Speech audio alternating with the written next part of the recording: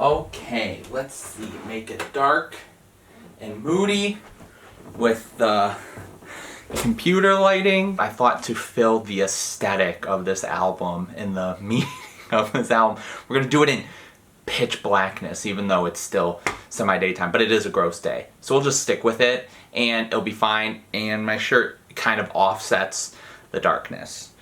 So yeah. Hey everybody, thank you so much for tuning in to ChannelBK. My name is Brian and welcome to another classic review. This one is for the sophomore record of Nine Inch Nails, The Downward Spiral.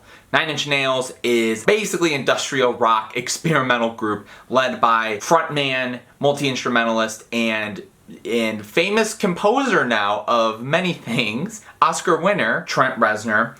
And this album was coming at a very big point for the band following up their debut album, which came out 5 years prior to this. And obviously with their first album being the type of sound that it was, and it being very vulnerable from Trent's perspective, and just sonically it was very in-your-face industrial and hardcore. It was going to be very interesting to see where the group was going to go after this. And so for the recording of this record, Trent ended up renting the house that Sharon Tate was murdered in, which to his perspective was not meant to be an exploitation. It was more of just sort of a vibe thing and him being interested in American history and that sort of idea of celebrity and all that. It's a very dark album, and something that I know Anthony has said about the last Nirvana record, and even something I said about it. It's so interesting for an album to come out with that heavy of a sound at that time, and it's still one of the heaviest things. And I agree with this album too, which only came out a year after that album. This is a very, very, very dark album, and it sort of sees Nine Inch Nails growing into the multifaceted group that it is. There's a lot of heavy rock and metal influences. There's a lot of electronic stuff on here. There's also great industrial stuff, and there's also some stuff that we see later down the road that I thought is very interesting to listen to this album and see that he furthers along, whether it is in his own, work doing something like, I don't know, like The Social Network, or I know he did stuff for Soul, him and Atticus Ross, or, I don't know, I'm trying to think, any David Fincher movie really, like Girl with the Dragon Tattoo, and I know he did the Watchmen score, they did the Watchmen score. A lot of that stuff from the foundations of Nine Inch Nails carries over, and it's just, again, very interesting to see this record being such a culminating thing of them moving forward with their sound and also just talking about these dark themes, which the whole record is in a way a bit of a concept, where the first half of the record is sort of a self-loathing, where it is a mixture of a lot of things. It's Trent being on himself about being this terrible person and all this stuff, and it is sort of this other guy, Mr. Self-Destruct, who is in his head trying to tell him, like, yes, like, you need to destroy yourself, this is good, and lead him towards this bad road, lead him towards a bad place. As I said, Mr. Self-Destruct is the opening song on this album, and for an album to start with a audio clip, a sample of THX 1138, George Lucas's early film, of a man getting beaten, you sort of kind of get an idea of the kind of vibe you're gonna get on this record, but it's even more so to that. I love the pulsating synths and guitars on this track. It is hard and heavy, and one of the things that I noticed a lot about this album is Trent does a really interesting job mixing up his vocal styles. There is a lot of kind of robotic stuff, as I did say in like the Daft Punk review. There's a lot of that messing around with his voice, but he's very somber in the way he approaches stuff. He's very in your face, and then there's a lot of swooping vocals as well, and it really changes up a lot, because later on in the bridges of this song we get the more somber, kind of eerie, slow parts of Nine Inch Nails, and just the creepy, let me do this to you, that haunting lyric constantly just being beaten into your subconscious is, again, just something that you are going down this trip, this just scary trip with the protagonist. And then we follow it up with Piggy, which is a little bit more of the most raw sounding song in terms of instrumentation. I love, again, the slow drum, simple drum build, and Trent's delivery is great and just, again, eerie. And I love the fact that this is really one of the only times Trent drums on a Nine Inch Nails record, with him drumming near the second half when it gets so intense as well.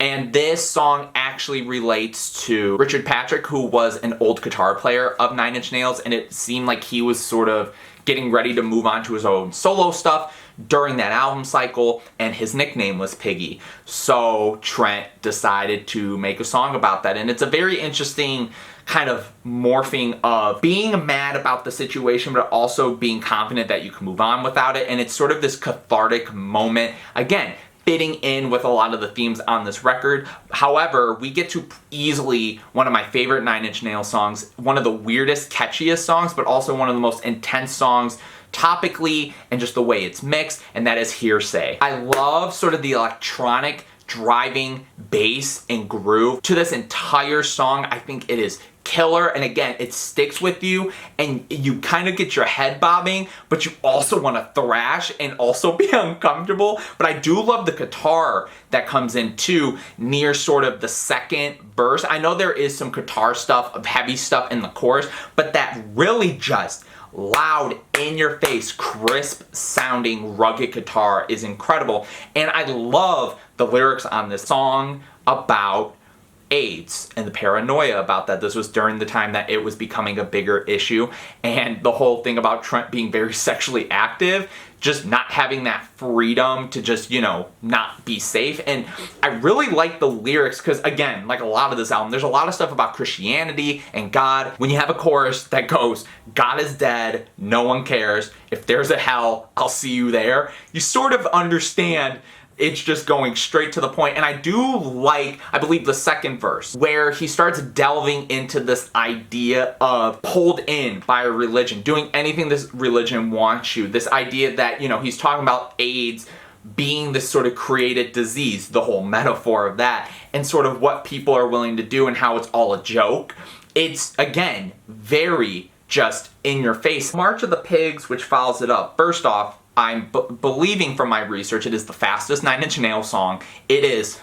It's, oh my god, it's just, it's crazy. I do love the chorus though, how it just stops and that piano and it gets so quiet. This song kind of delves into something I feel like a lot of artists whenever talk about, and it is the industry and its fame and entertainment, and how Trent is sort of looking to these people that are feeding off of him, or, you know, just the industry as a whole, seeing who they really are, pulling off their mask, pulling off their faces to see who they really are, and the whole March of the Pigs thing is a really great metaphor to easily probably their most iconic song, a song that is way more slow and sinister, and that is Closer, which samples Nightclubbing, the 1977 Iggy Pop song. In retrospect, it is funny. You look at something like You Gotta Fight for Your Right, for example, where that song is kind of, this song isn't necessarily a joke, but the song was meant as something and then it became serious. This song, you listen to the lyrics and, you know, you hear the whole chorus, you know, I wanna fuck you like an animal, and it's this whole like, you know, sexy, seductive thing, and that's what you're doing. But really, this whole song is just self-deprecating. It is Trent basically saying, you're shit, you are nothing, to himself. And it's funny because a lot of the lyrics on here are very apparent in that way. Even when you go to the I want to fuck you like an animal, I want to feel you from the inside, it is very uncomfortable, and again, not really in like a funny way. It really is uncomfortable to think about that lyric in terms of him singing about himself, because that is one of the most just derogatory, just disgusting ways to talk about oneself, to make yourself feel so low. And then we pick it back up with Ruiner, which is sort of the final realization track on this entire album, with sort of the first 6 songs being just this self-deprecating notion. I love how in each of the verses, the second half has like that really raw and like distorted rap singing that he's doing, which is very funny to me that Trent sort of implemented those styles. But this song starts to introduce, again, this idea of a ruiner destroying the protagonist, and that leads us into The Becoming, which is sort of a crazy thing of him sort of becoming a robot or him sort of becoming an emotionless just pod of a human. In a way, this song also has a lot of stuff about drug abuse, the idea of once you start abusing drugs and it takes over, it's just, you know, becoming that and sort of being dull to that. The electronic beat that's on here with the really eerie screaming in the background is, again, just chill inducing. I do love the bridge acoustic guitars though on this song. I think that is a really nice touch. I Do Not Want This, which is really the end of the protagonist's sanity from the title, has this really great menacing piano. And again, I really like how this leads into Big Man with a Big Gun, where this sort of, in a way, is just a man losing his sanity, and the whole double entendre of, you know, having a gun, and, you know, you're coming at someone, I'm not going to do the action for that. I grab my penis. I don't need to. I will say this. I like how in my notes I literally put weapons with penis. But this song is driving and intense, and then it leads to A Warm Place, which is an instrumental. It is very beautiful, very gorgeous. It's like a last sliver of hope, and to be honest, it reminds me a lot of what the group did later down the road with their Ghosts series, where it's a lot more just dark ambient music.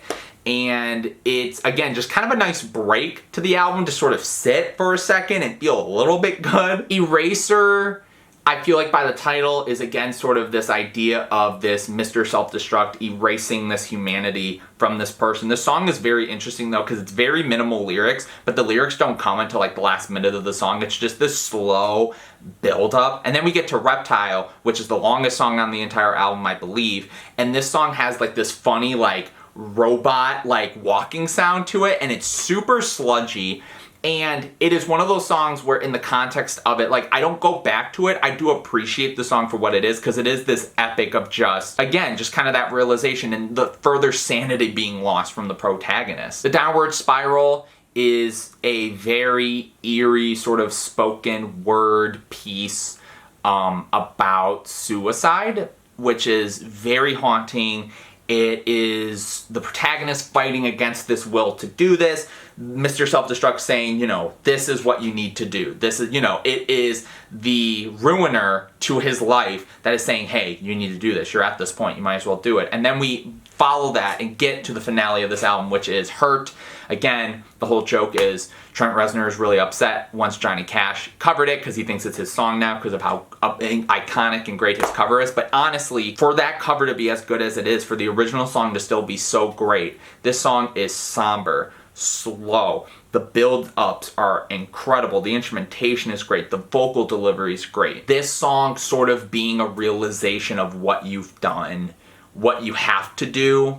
And again, it's a lot of interpretations to it, and I feel as though how I look at it, you look at your life in terms of your mistakes, whether they're a part of you or not, and how you move on past it. But this song is very depressing in that way, because it is this realization of, I hurt myself.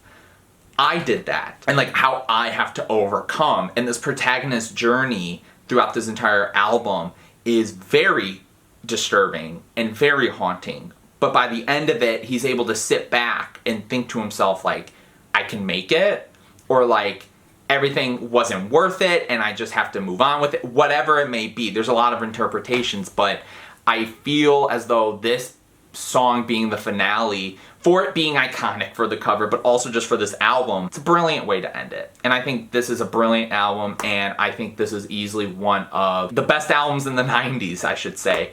And I think this is a high watermark for the group and for Trent. And yeah, it's incredible. And it's incredible to see where they've gone after this album. It's awesome. So if you've heard this album, what do you think of it? Do you love it? Do you hate it? Leave it all in the comments below with your favorite tracks. You know the whole gist. And if you liked, please like and please subscribe. More classics are coming. More classics have already happened, so watch those. Watch this again. I don't know. We still have more. But anyways, thank you guys so much for watching, and thank you for tuning into ChannelBK. Peace out, guys.